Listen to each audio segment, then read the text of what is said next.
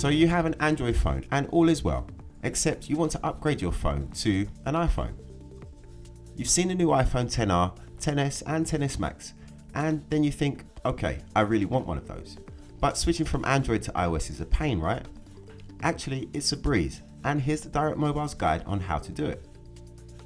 Get your Android phone and your new iPhone side by side before you start. Start the setup process on the iPhone and continue until you get to apps and data.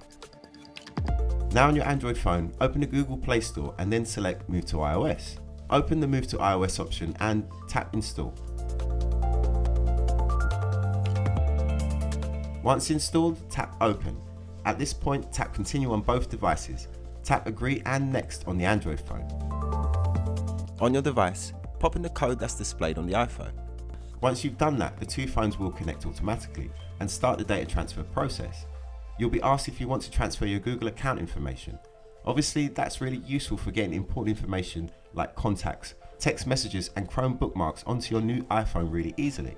Your Android phone will then send all of that data over to your new iPhone and the two phones will disconnect.